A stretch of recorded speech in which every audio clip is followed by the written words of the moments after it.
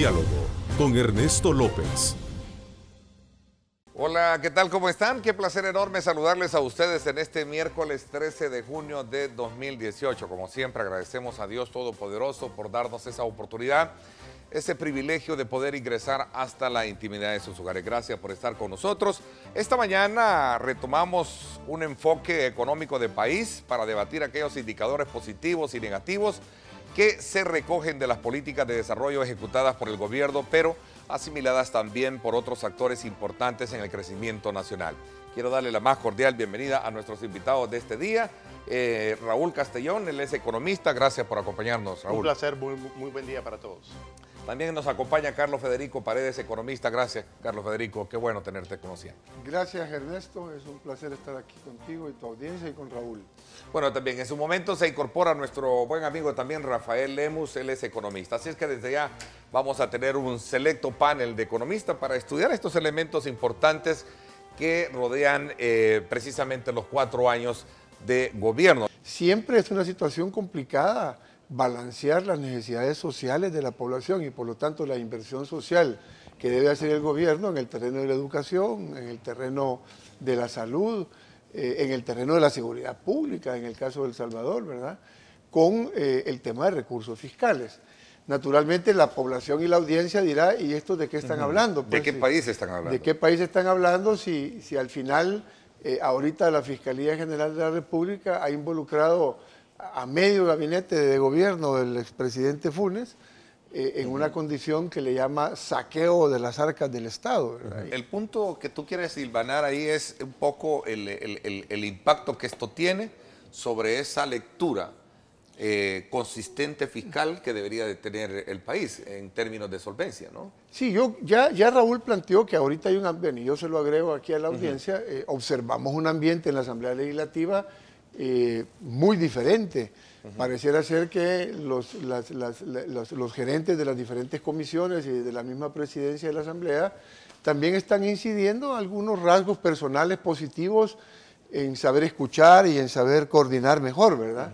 Pero sea cual sea la razón, ya sea esta, o ya sea porque los partidos políticos han entendido que la polarización no les favorece ya, porque hay una tercera fuerza que se está capitalizando de cualquier debilitamiento que ellos tengan, por lo que fuese, hay un ambiente diferente y vemos cómo después de muchos años de no tener aprobaciones para propuestas del Ejecutivo, ahora se ha venido aprobando cosas muy importantes.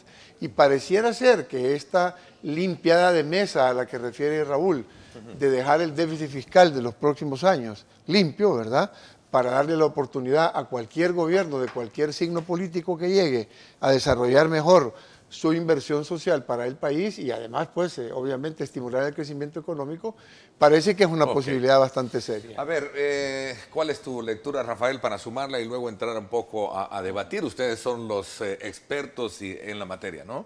Sí, gracias, Ernesto. A ver, sí tengo algunas diferencias de lo que estoy escuchando. Lo primero es la situación fiscal del país viene complicada. 2018, digamos que es como dentro de todo lo que hemos estado viviendo después de hace meses, ojo, llevamos un poquito más de 12 meses de haber salido de un impago o de haber generado un impago en el país. Esa es una situación grave. Eso lo que te dice es, hay un desorden fiscal que no puedes ocultar si has llegado a un impago. Lo otro es en qué situación estamos 2018. Sin duda se ha apretado la parte de gastos, no lo suficiente, y ha habido una reforma de pensiones que ha aliviado las cuentas con algunos artificios contables, si lo quieres ver de esa manera, difiriendo gastos, etc. Sino que el ministro fue muy claro en decir, miren, la solución fiscal viene bastante complicada para el próximo gobierno. ¿En qué sentido? En que tiene que jugar con 2 variables. O hace ajuste en serio, porque este que está terminando no lo hizo, no hizo la tarea, y la otra es, o creces más rápido. Claro, la solución mágica es crecer rápido, pero eso es como bastante complejo, porque no solo depende de la dirección y la coordinación del gobierno, sino también de la participación privada y de un clima favorable que no hemos tenido. Y el problema fiscal es que no hicimos la tarea. ¿Por qué? Porque el Fondo Monetario vino en el 2016 y dijo, miren, ustedes necesitan un ajuste de 3 puntos. Viene 2 años después y te dice, ustedes necesitan un ajuste de 2 puntos. O sea, lo que se está diciendo es, reiterando la tarea que no hiciste hace 2 años. Y lo poco que hiciste entre el 2016 y 2017 es la reforma de pensiones. ¿Y cuál es cuál es el por qué razón no se toma esa decisión? ¿Por los costos políticos? Por los costos políticos, pero estamos olvidando, tu pregunta es muy atinada, Ernesto, porque un gobierno puede decir, no hice el ajuste fiscal, yo soy de la política de suave, gradual, como lo han dicho, pero ¿qué te deja? Te deja la tarea de hacer el ajuste. Y si tú vas difiriendo en la parte de finanzas públicas, que ellos no me van a dejar mentir, esto es como el cáncer. Tú te tomas más tiempo, la enfermedad es más grave. Después la medicina va a ser más dolorosa y vas a tomar medidas más dramáticas. Por ejemplo, no quisieron hacer caso con una simple recomendación del fondo y que también Arena empujaba. Ya no contraten plazas, congelen las plazas. Ni siquiera eso no pudieron cumplir. Todos los años te metían 3.000, 5.000 plazas más. Claro, acumularon más de 42.000 plazas en el camino, en todos estos 9 años. Pero ¿cuánto nos cuesta eso, Ernesto? El reto que exige, no solamente para este gobierno, sino para quien va a asumir la presidencia, es que cuando tú llegas a un banco y vas a financiar tu casa, la construcción de tu casa, tú presentas el terreno, la propiedad y el diseño de la casa, y un banco te financia eso. Nosotros estamos llegando al banco a decirle, quiero 3.000 millones, quiero 2.000 millones, no tengo un diseño de casa. No tengo lo que voy a construir, pero necesito el dinero, porque simplemente hice mal la tarea hacia atrás. Creo yo que lo que está faltando, y creo que es un tema transversal en la conversación, es que no hemos diseñado una ruta país, un consenso de aquellos proyectos de largo plazo que se tienen que financiar. Hemos invertido solamente en los últimos años 5.000 millones de presupuesto público para tratar de solventar la seguridad y no ha reducido el índice de homicidios. Cuando vemos el gasto social ha retrocedido 10 años como porcentaje del gasto sobre el PIB. Cuando vemos otras variables importantes, tenemos, por ejemplo, yo siempre hablo del tema del agro, tenemos 400.000 manzanas tiradas de vocación agrícola que no las estamos aprovechando. No hay un programa de política de reactivación del agro. Si bien estamos exportando más, en el tema de inversión extranjera directa solo captamos 5% de toda la inversión extranjera directa que viene a la región. Entonces, los retos sociales son importantes y no los podemos aminorar. Y yo creo que hay aspectos económicos importantes que se han logrado, hay metas que debemos hacer, pero la cuestión es esta. Lo que estamos haciendo no es suficiente para solventar la pobreza. Son 2.4 millones de salvadoreños que viven en pobreza. Ellos merecen un mejor programa económico, una mejor administración de las finanzas públicas, y creo que el reto nuestro es poderlo proveer a través de la participación que cada uno de nosotros damos a través de las distintas entes de gobierno, ¿no? Federico hizo algunas aseveraciones que lo que refleja es que quizás no fue muy claro. Pero yo cuando dije que la gestión económica había que verla con un poco más de detenimiento y calificarla de negativa es por una simple razón. En la parte fiscal hemos caído en un impago en abril pasado. Eso no se registraba aquí, pero ni en los años de la guerra hubo un problema de deuda, pero era deuda privada que se fue a negociar al Club de París, que era la parte comercial, que no se había podido pagar porque era un tema de divisas, pero el gobierno en sí nunca cayó en impago, ni en la guerra. Y no se registra situación de impago, por lo menos en los últimos 50 años. Y el desastre económico y fiscal lo ha sentido la gente. ¿Por qué? Por esto. Porque no puede ser que políticamente un gobierno te suba impuestos, te recaude 2.000 millones de dólares más y de remate se lo tire en plazas. Y esta línea azulita, una barrita que está ahí, son como cerca de un aumento de 90 millones de dólares, que ahí van las transferencias, que son pensiones, y van todos los subsidios. Pues resulta que le han estado quitando los subsidios a la gente de gas, de energía, las tarifas de agua, pero sí han seguido aumentando las plazas. Esa es la gestión mala, porque tú sacrificas a la población y le das plazas a los activistas del frente. Eso políticamente es nefasto, pero además, desde un punto de vista macro, aumentaste los ingresos 2.000 millones de dólares. Es cierto, 2009 hubo una crisis internacional y se perdieron como 300 millones de ingresos y ellos entraron con un déficit de 6 puntos, que era como 1.100 millones de dólares de déficit. Se pudo haber pagado todo ese déficit, no seguir endeudando, y además te sobraban como 1.000 millones de dólares para destinarlo a educación, a salud, a seguridad, que es lo que la gente ha estado pidiendo. Eso es lo que yo cuestiono de una gestión, Podemos- que políticamente y desde un punto de vista macro es un desastre. Ok, ahí está Propones, ¿sí? propongo, propongo yo, por ejemplo, si el tema, yo comparto esto, de hecho los cálculos que he hecho lo asustan a uno de ver cómo se ha ocupado el ingreso para crear plazas, pero el tema es, ¿qué hace? Arena asume la presidencia en 2019, ¿bajas plazas? Pregunto yo, No, mire, ¿qué tanto puede reducir? Raúl, 200, Raúl, 300 cuando millones. fue el acuerdo con el fondo y el gobierno, ojo, fue el gobierno y el fondo, el acuerdo que se hizo en el 2016, el gobierno se comprometió a administrar las remuneraciones, congelarlas, pero no hizo eso, siguió aumentando. Sí. No, pero- Si tú la hubieras congelado, Raúl, después de 3 años, por el crecimiento del PIB con respecto al producto, eso cae. sí. Eso era simplemente lo que tenías que hacer. Pero ¿Y cómo no- lo no hacías se al hizo. interior? Por eso te digo yo- ¿Cómo lo hacías al interior? Todas las jubilaciones te las sacabas de eso y lo mandabas a pensiones. Y tú sabes que ahí se cambió el mecanismo de financiamiento. Es Pero- más, pero a nunca futuro. le pedimos reducir plazas, simplemente congelar remuneraciones. Vaya, de acuerdo, el tema es hacia futuro, es que el reto que tenemos es cómo solventamos el Raúl, futuro. a futuro puedes hacer eso mismo que he dicho, Vaya. congelar remuneraciones y, de ser posible, ajustar. Vaya, El te voy a decir, la tema- experiencia el tema- europea, El tema es bastante más complicado. dame 30 Sí, segundos, no, por la favor. experiencia europea de la crisis es algo que nosotros quizás no la vemos porque estamos embebidos en nuestros problemas. El problema fiscal no es tan serio. Es más, yo recuerdo, Rafael, que hace 2 años se llegó a un acuerdo de darle un financiamiento al gobierno porque no había plata. Yo me recuerdo que en ese entonces me acerqué a ti y a otras personas, hicimos nuestros cálculos y a mí me daban 600 millones de disponibilidades, pero no había dinero y se llegó a un acuerdo de dar dinero.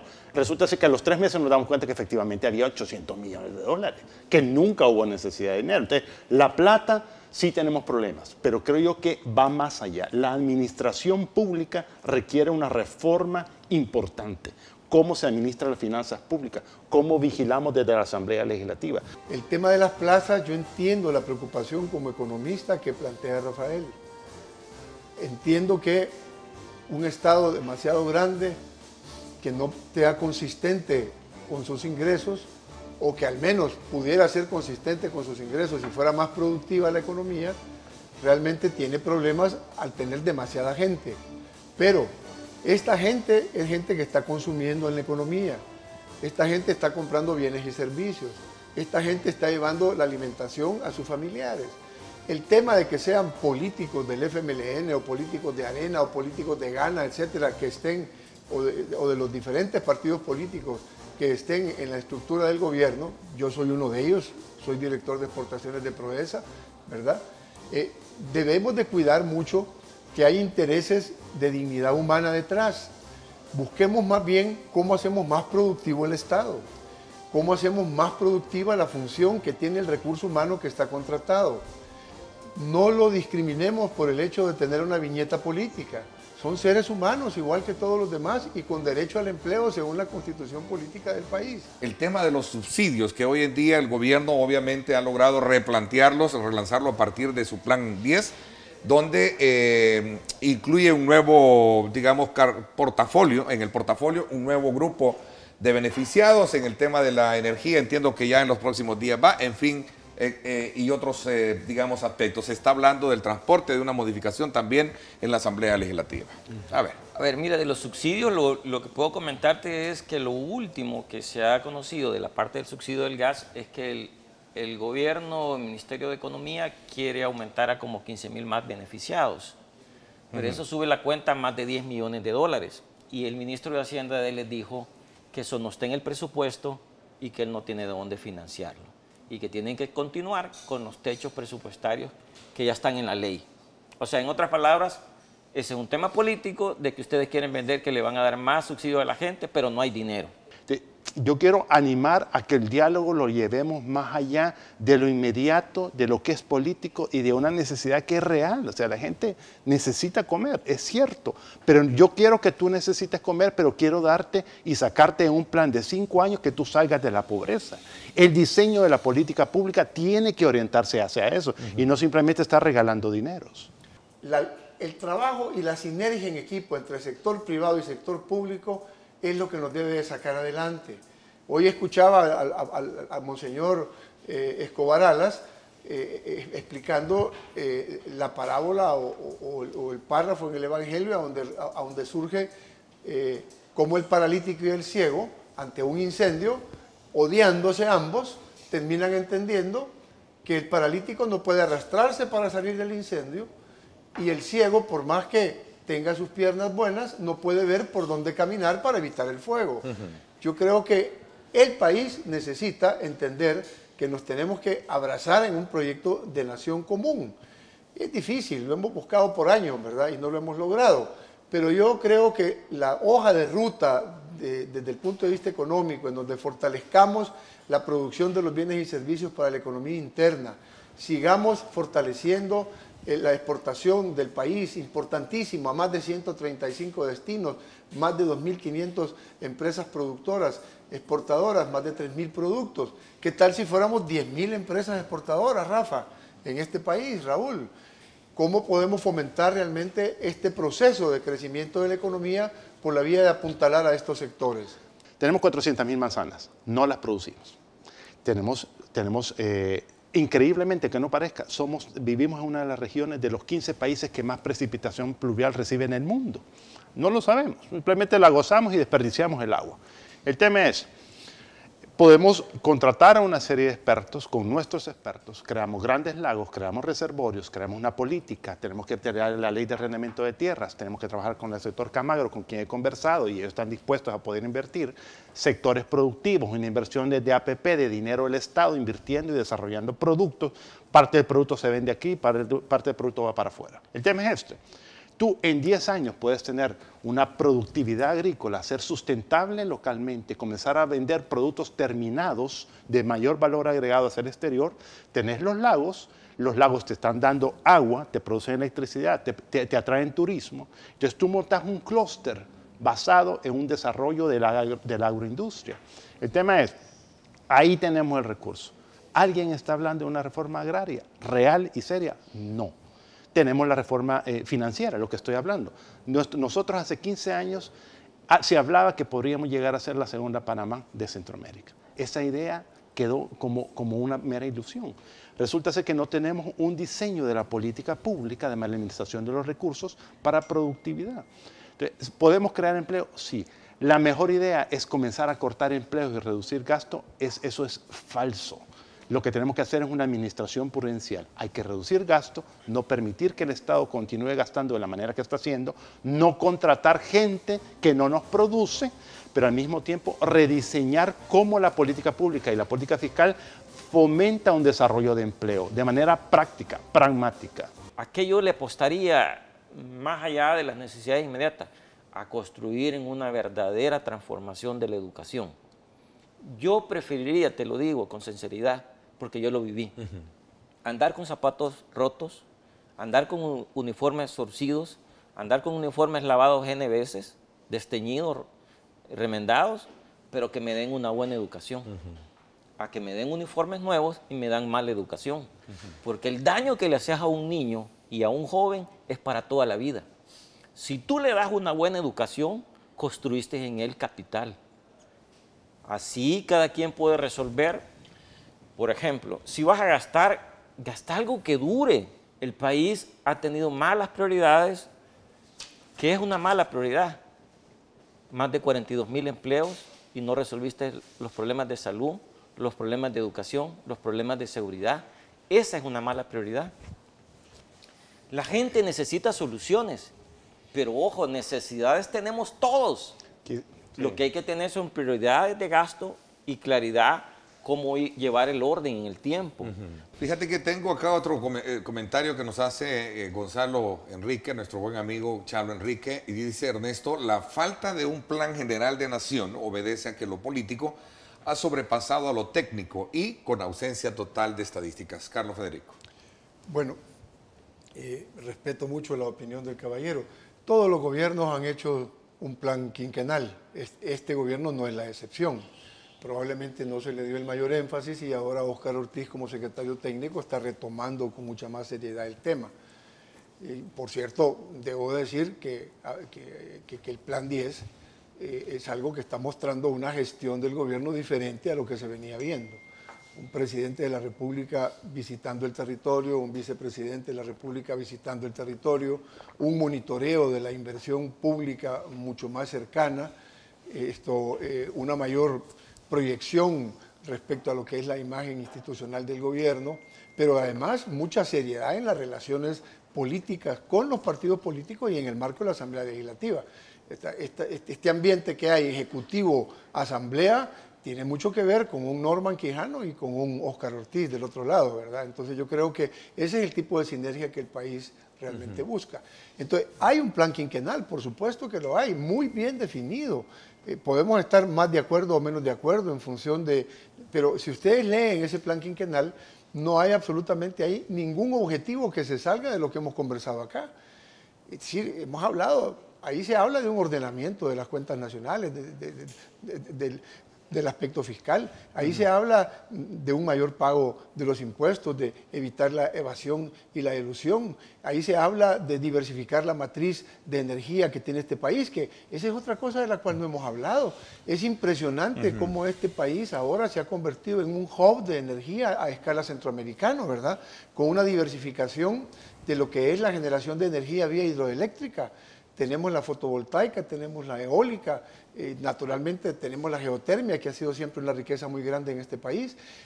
Yo siento que estamos a un paso muy cercano de que este ambiente que hay ahorita en la clase política se pueda institucionalizar en una hoja de ruta de país. Y creo que desde la Asamblea se puede hacer muchísimo, y con gente como Rafael y Raúl involucrados en la Asamblea y que tienen una visión muy amplia de país y que tienen capacidad para concertar con los demás sectores y sientan en nosotros las instituciones que estamos de su lado, pues. O sea, aquí no hay ningún interés de carácter político por venir a defender gobiernos o por venir... No, estamos en busca de que el país realmente tienda a encauzarse hacia una hoja de ruta de desarrollo en la que realmente le permita resolver sus problemas fundamentales. Es la política de seguridad. Nosotros, el BID vino el año pasado y midió cuánto nos cuesta. La delincuencia, las extorsiones y lo que nos cuesta la medicina por delincuencia son 1.500 millones de dólares anuales.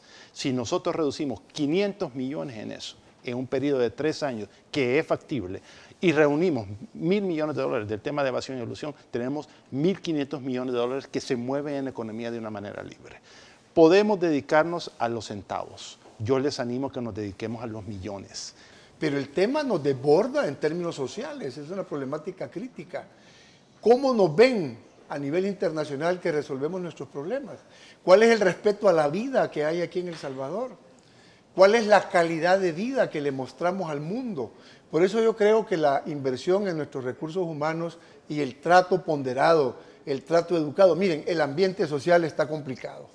Yo estaba en una población en el occidente del país que no tiene violencia para nada, pero miren lo que sucede. Voy saliendo yo de la casa en la que estaba y en ese momento iba una perrita con un vestidito, ¿verdad? Corriendo, y dos niñas que seguramente habían salido de su casa con problemas económicos, con problemas serios dentro del marco familiar. Al ver a la perrita lo que dijeron, ve, esta perra vale más que todos nosotros. El ambiente social no permite que nosotros nos estemos expresando con lujos y por lo tanto yo le pido disculpas al país, aunque no tengo absolutamente nada que ver, pero sí le pido disculpas al país porque yo tuve confianza en el primer presidente del FMLN, que fue Mauricio Funes. No sé cómo va a salir de todo este embrollo, pero es obvio que la Fiscalía algo tiene, independientemente de que le va a ser difícil mostrar todo judicialmente. Me parece que es algo absolutamente reprochable. Y desde mi perspectiva escribí un libro de Buenos Días Mauricio, de periodista a presidente, en donde yo planteaba todos los correos electrónicos que le había mandado a él cuando él era el que manejaba el programa en el Canal 12. Me parece, insisto, que es reprochable, que es una conducta absolutamente inapropiada y que pareciera ahora que está saliendo del tema buscando la nacionalidad nicaragüense, que parece que Daniel Ortega ya se la ha ofrecido. No sé si ya se la dio, porque la nacionalidad nicaragüense le impediría, ¿verdad? que lo puedan repatriar al país. Bueno,